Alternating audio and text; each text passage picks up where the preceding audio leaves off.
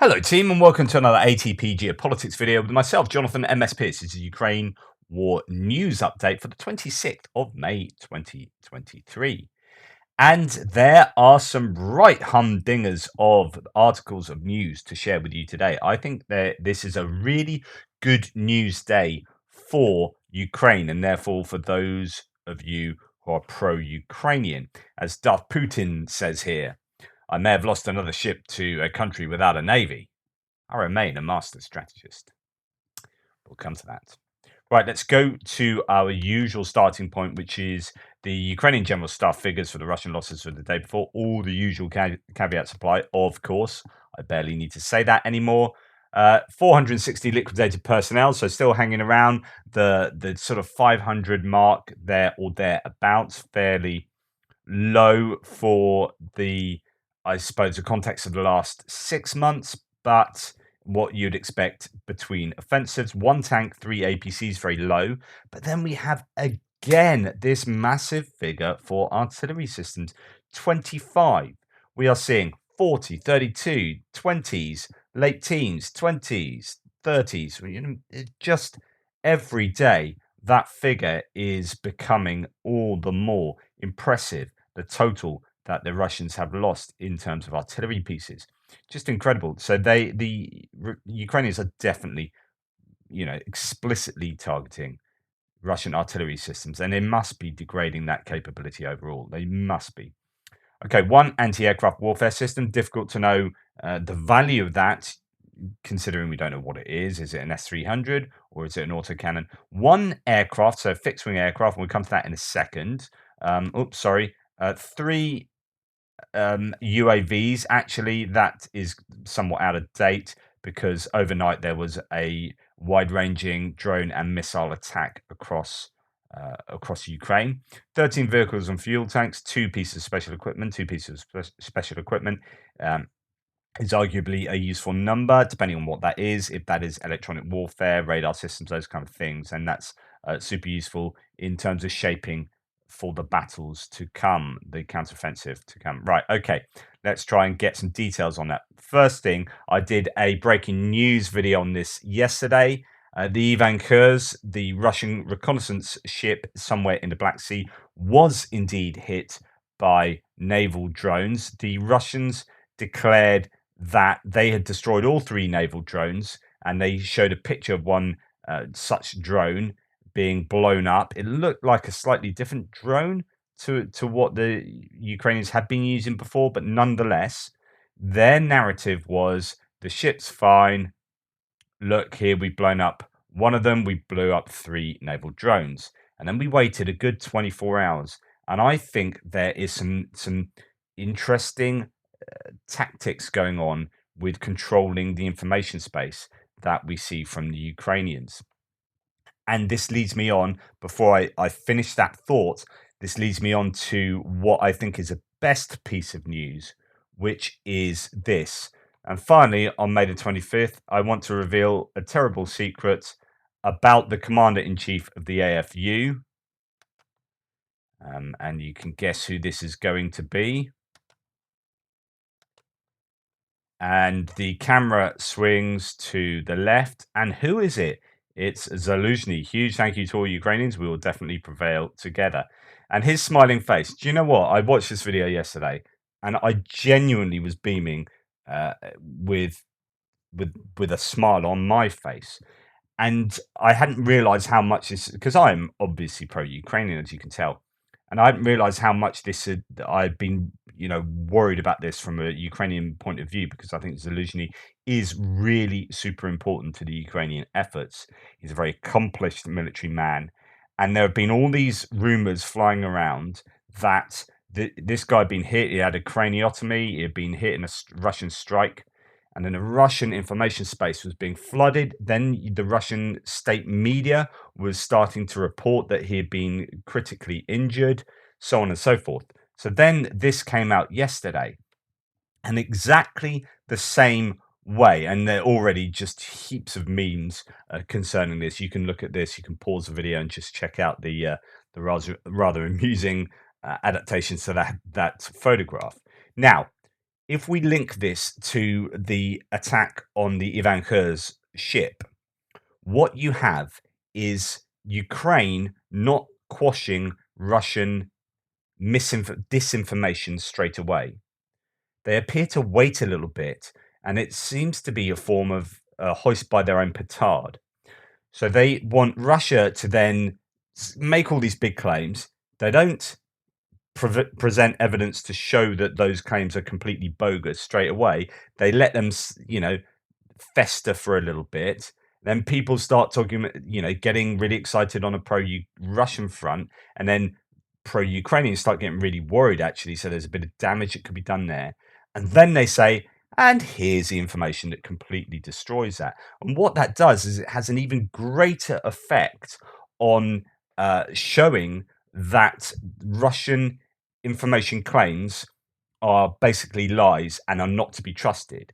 It allows the Russians to go, "Hey," and then goes and then pulls the rug out from under them and they go, "Pooh." So now when pro-Russian voices come to you and say, "Oh, this has happened, that's happened," there's just a catalogue of stuff that you can say, "We don't believe you. We don't believe you based on," and this is in philosophy, this is inductive reasoning, on based on this happening before, this happening before, this happening before, this happening before. So the prior probability of what you are telling me being false is really, really high. In other words, you are completely untrustworthy because your sources are completely untrustworthy. Russian sources are completely untrustworthy, and the Ukrainians appear to be doing quite a good job of controlling the information space in a really effective way. Here, waiting a little bit and then going boom, and it seems to have a more explosive effect.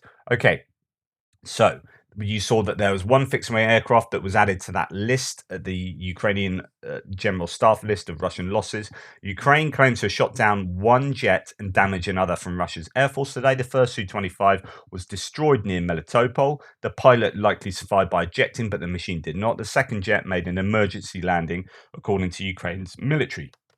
And then there is some evidence to support this as well. At the airfield of Melitopol today, local residents observed thick clouds of black smoke. Later, information about the downed Russian Su-25 appeared in Ukrainian sources. A bit later, the Russian sources also reported that the Su-25 was hit by manpads. I don't know if this is the damaged one or this is the one that crashed.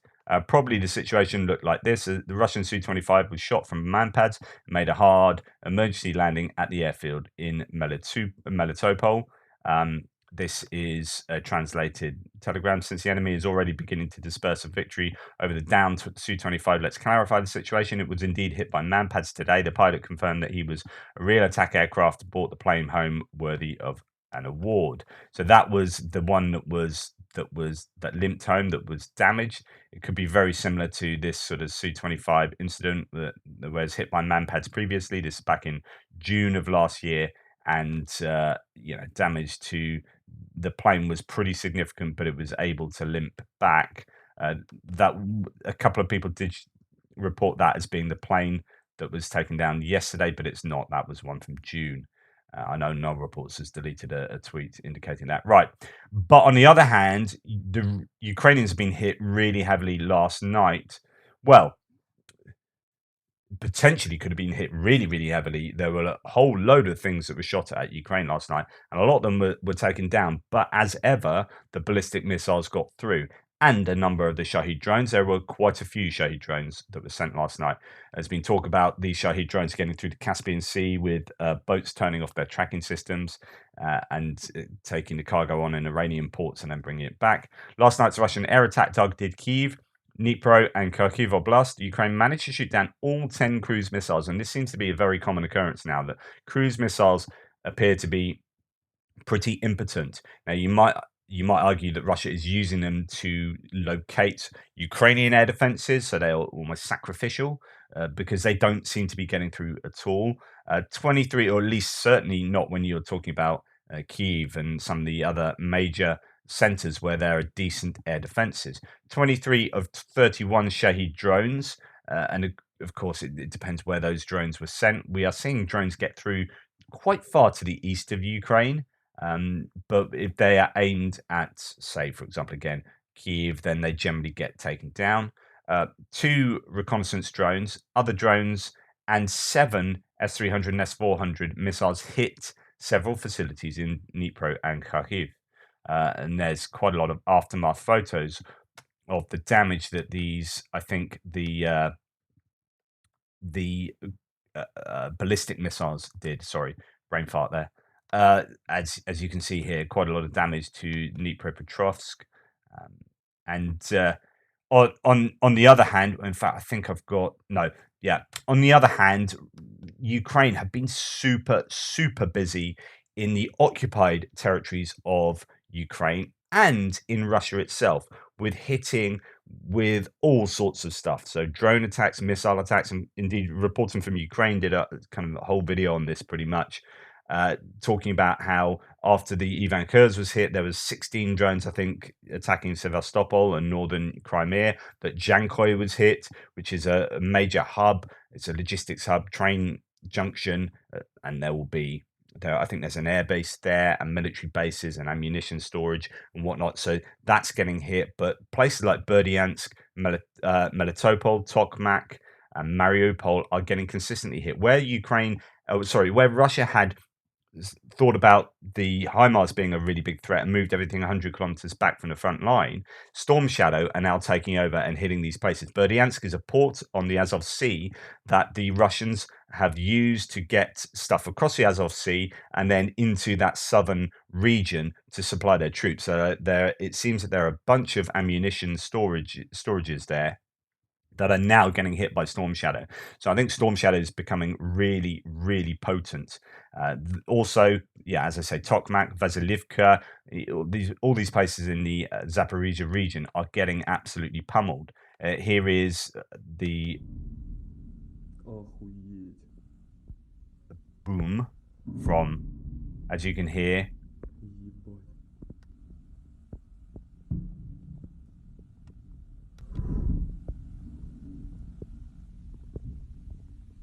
so that's Berdyansk, big explosions there. That took place overnight. That's almost certainly storm shadows. A factory in Russian-occupied Berdyansk was hit. The explosions are strong and caused secondary explosions. I guess an ammunition depot was hit by storm shadow. And here we have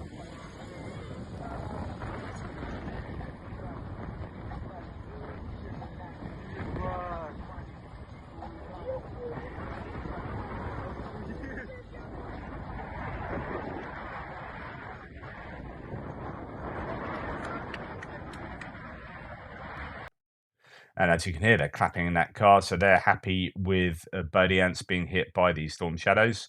And this is another form of evidence to show that, to support this idea that Ukraine really are hammering a lot of these places in occupied territory.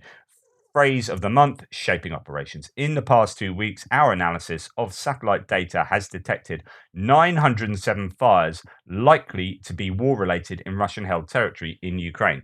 That's more than 4 times as many as in the 2 weeks before. That's from The Economist, as Shashank Joshi is stating there. So there is just evidence of an uptick to the scale of 4 times as much activity taking place in occupied territories of Ukraine in terms of big fires. There'll be storm shadows, drones, HIMARS, etc., etc.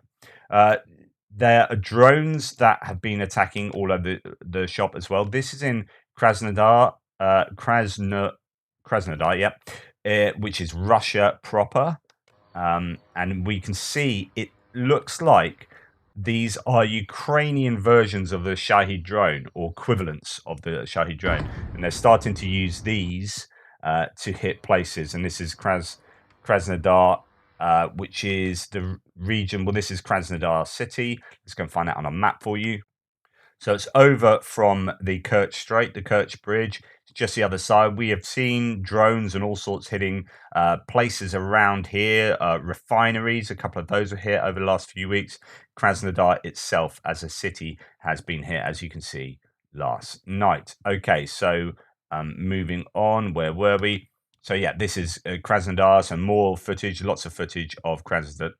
I don't know what was hit. It looks like, actually, I don't know what building this is. whether it's a just a residential building that was hit, maybe the target, the main primary target wasn't hit, or that's some kind of administration building. Not 100% sure what they were aiming for and how many hits there were in Krasnodar. And then there was this in the Rostov region. I thought this looked rather like an airplane getting shot down, but that would be fairly unrealistic. This is well within Russia, near a military airfield. So is this a larger, maybe Tupolev drone or something similar? Taken out by air defense.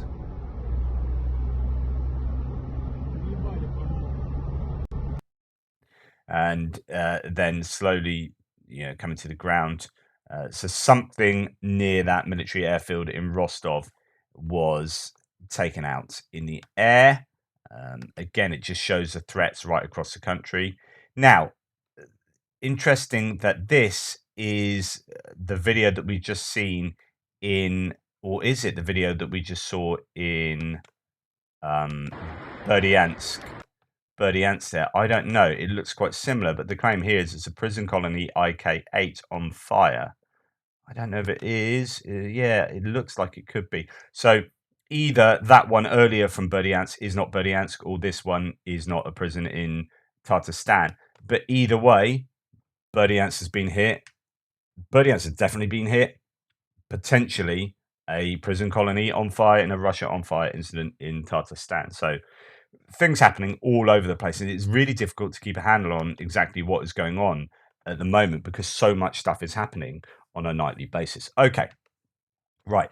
What has happened in odds and sods? Okay, we have coordinating headquarters for the treatment of prisoners of war published a video of the return of defenders of Ukraine. So there's a prisoner exchange. As part of prisoners exchange with the Russian Federation, Ukraine returned more than 100 soldiers and fighters from the Bakhmut direction returned home. I think there were possibly some civilians and some dead bodies as well that were exchanged.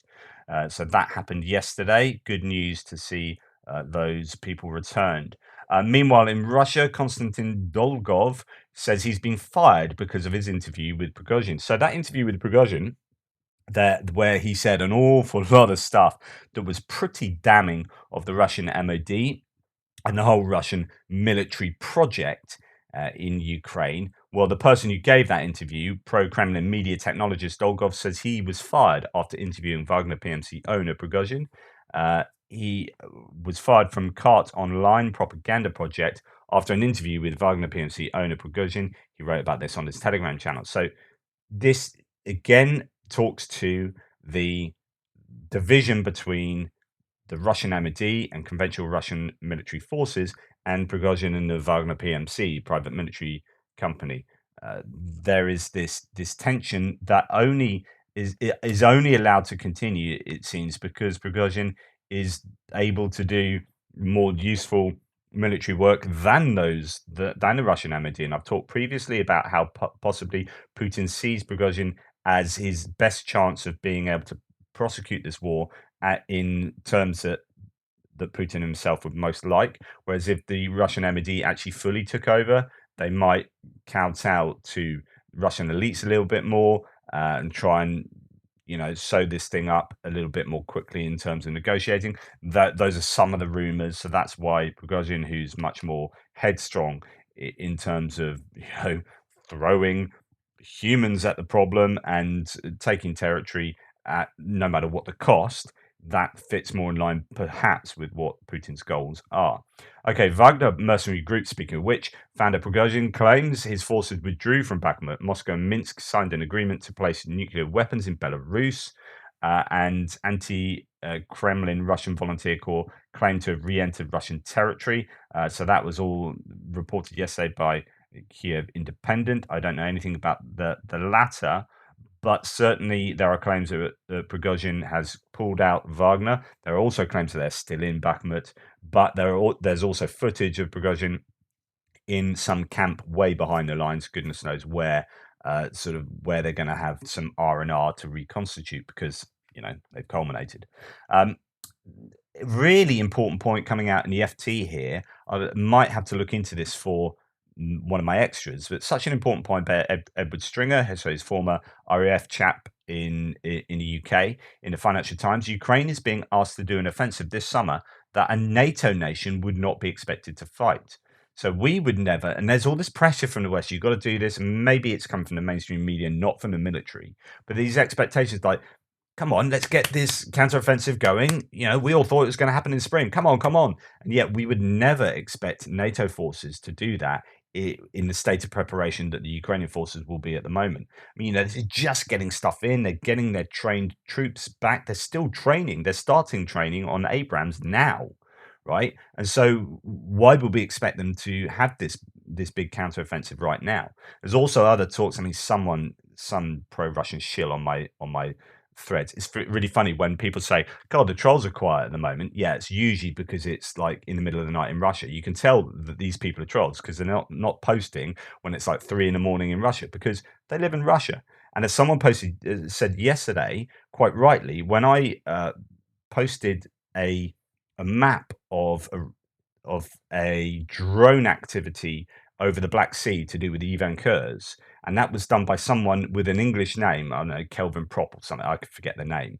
And they were clearly pro-Russian, and they're going blah blah blah blah and slagging off the US and everything.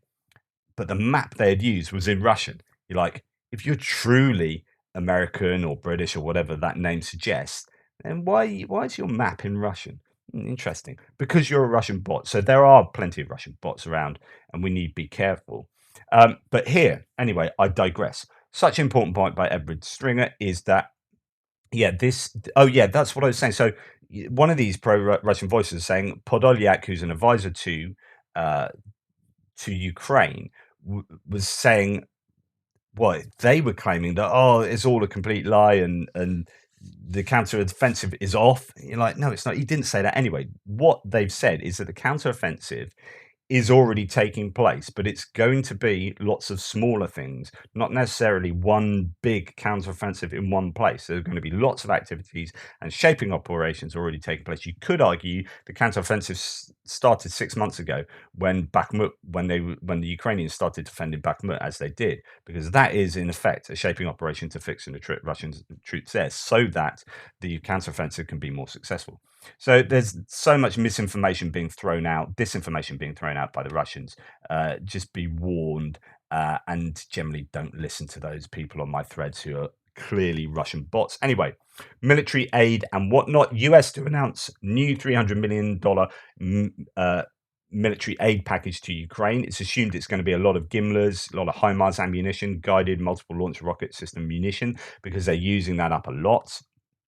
Questions as to how much of this stuff is getting jammed from HIMARS. There have been talks quite a lot about that. So there's that kind of arms race in defense against jamming. You know, who can get ahead of the other in that kind of tit for tat fighting there. Finland to send an additional $116 million of military assistance to Ukraine. The Finnish MOD stated new package of military aid includes anti-aircraft weapons and ammunition. So that's weapons too. Is that manpads or is that something more significant? Talking about air defenses, so there's been this kind of Ramstein meeting, and we're going to see some stuff that's come out of that in a second. So thanks to the most modern air defense systems, such as Patriot and other systems transferred by European partners, Ukrainian forces are successful in repelling missile attacks, says Lloyd Austin, the head of the Pentagon. The head of the Pentagon also said that at the meeting of the Contact Group of Defense of Ukraine in the Ramstein format, they will talk about how to speed up the production of the necessary equipment for Ukraine. And we have seen this success, much greater success, I think, of shooting down some of these more significant threats that are particularly around the Kiev area. It's being able to get a much more widespread air defense system across the whole of Ukraine. Anyway, Volodymyr Zelensky met with the defense minister of Sweden, Paul Johnson. We discussed the possibility of Sweden's participation in the aviation coalition and the initiation of a separate training program for Ukrainian pilots on modern Western-made aircraft. Oh, I wonder what he's talking about. Thank you for Sweden's decision to join the International Tank Coalition in support of Ukraine and to hand over 10 Leopard 2 tanks, and for their leadership in the formation of CV-90 BMP Coalition. These are the infantry fighting vehicles, CV-90s, that are good I don't know. There were another 2 dozen on a train yesterday. I forget how many, around 60 maybe, of those are being sent. Really good. Anyway, this is one of those mass. There's some really big bits of news. The Ivan Kurs, Zaluzhny's alive. This and another one that I think there are 4 bits of really significant news, and this is massive. Wow. If this is correct, then Ukrainian pilots are going to be training on the F-16's Gripens, and depending on how France chooses to implement its commitment of May the 15th, possibly on Mirages, another great demilitarization success. So, Sweden will provide basic training on Gripen fighters for Ukrainian pilots. Uh, that basic training on the JAS 39 Gripen fighters. This was reported by TV4 Nyhert Turner with reference to a statement by Defense Minister of Sweden, Paul Jonsson. It's about orientation training, Jonsson says. Now, okay, lots to say about this. A Gripen is arguably, according to some experts like Justin Bronk, it would be the very best fighter for Ukraine to use with the runways they have, with the Meteor munitions, ordnance they can use, so on and so forth. So there's arguments that and their maintenance trail isn't. They're quite easy. You only need a small team to keep these in the air. So there are loads of really good arguments that these are going to be should be, the number one fighter for Ukraine to use, or multi-role fighter. So more on potential grip and training, says Shashank Joshi for Ukraine. It's not about the transfer of jets, which is rejected here in the strongest terms I've seen so far. But caveat, let me just read this first. So this is from Ukrinform. The place and time of the training and other details will remain confidential, the report said. At the same time, Johnson said that the use of the JAS 39 Gripen in the war in Ukraine is not relevant, and the jets are needed for Sweden's own defense needs. Okay, so Sweden needs the planes for our own national defense. At the moment, it is not relevant to lend any planes to Ukraine, he said. Okay, that's a big shame. According to him, several experienced Ukrainian pilots will be able to undergo training on simulators and make test flights on the JAS 39 Gripen. The place and time of the training and other details will remain confidential, the report said. So on the one hand, you're like, yeah, they're getting training. On the other hand, no, we're not going to give them. However, if you read between the lines here, there is no point in training them on Gripens if they're going to fly F-16s or continue flying mid-29s or whatever. So the only reason you are training these pilots on Gripens is so that they can fly Gripens. In other words, Ukraine will get Gripens at some point. That much is surely obvious. Now, the question is timing. Now, is this a long-term project? Is this something where they'll get Gripens as part of a NATO transition to NATO Air Force over time? Is this like looking 2 years down the line? Or is this, we're not going to give Gripens and train them up on Gripens and then go, oh, we've given them some Gripens. Who knew? That seems much more likely. And also, you can bet, and I said this yesterday on one of my threads, you can bet that the Gripen manufacturer is going to be pressuring the Swedish government, because this is advertising for Gripen. It's not the most widespread sold plane around the world, but this is the perfect opportunity for the manufacturers of Gripen to go, yeah, I think we should provide them to Ukraine, and then they end up selling many units around the world. Ukraine wants up to 200 Western fighters to fend off Russia's superior numbers, as nearly 24 pilots prepare for European F-16 training. Russia has 1,500 aircraft, and 400 of them they are using, a Ukrainian official told Foreign Policy. So that's the idea that, hey, they've got shed loads. If we're going to compete with them, we need that many planes ourselves.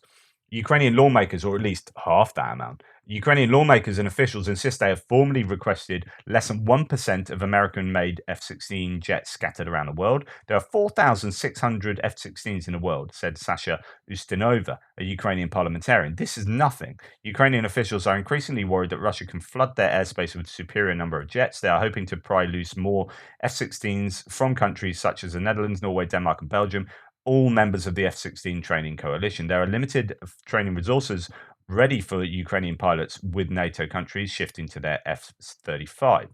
Norway and Netherlands have shuttered replacement training units for F-16. One Euro military official told me if training falls behind, it could conflict with F-35 implementation. So there's going to be this wrangle between getting NATO pilots themselves trained up on F-35 and training Ukrainian pilots for the F-16. That's from Jack Detch. No report says Canada is donating 43 AIM-9 short-range air-to-air missiles to Ukraine. There will actually, so there's one theory as to why the training is going to be much shorter for the F-16s is because they won't be training them on air-to-air dogfighting. So the use of short-range missiles is probably, quite limited because it's beyond visual range. BVR fighting is where it's not Top Gun these days. So you send off a missile against something you can't see and you won't see.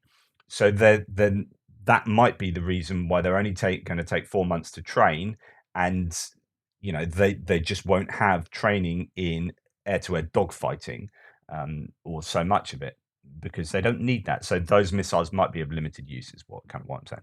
Now, this is a fourth bit of news that is massive, and I don't think it's been reported very much. South Korea will transfer hundreds of thousands of artillery rounds bound for Ukraine under a confidential agreement with the US, the Wall Street Journal has reported on May the 24th. Wow, so South Korea have been providing some munitions to America, and America then providing some of their own to Ukraine, and that's a way of getting around this. If they're directly, confidentially providing munitions to Ukraine, South Korea, that is absolutely huge. They have a massive inventory of stuff because they're consistently manufacturing munition and weapons in light of them having a constant conflict with North Korea. And so that is why South Korean industrial military complex is becoming ever more sort of powerful. They are starting to export a lot more. Think of Poland. So they are becoming major players in the arms export world, and that decision will be massive for the South Koreans, but it'll be huge for the Ukrainians. They desperately need hundreds of thousands of artillery rounds, and for South Korea to suddenly go, yeah, we can do that. Huge, massive bit of news.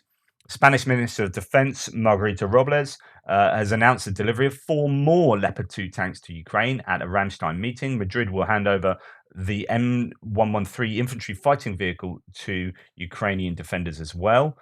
So a whole bunch of those M113s. Abrams M1A1 have arrived in Grafenwöhr. That was actually, they arrived, I think, on May the 14th.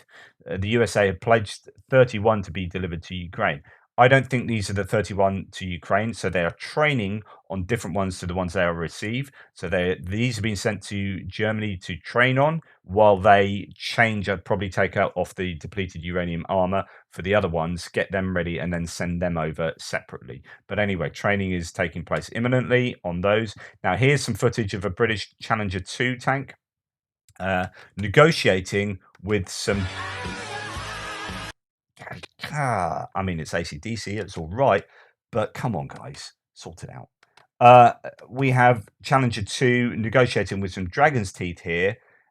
This is the perfect dentistry, as far as I can see, and it shows potentially how easy it might be to move these bad boys, or no, these rather weak boys.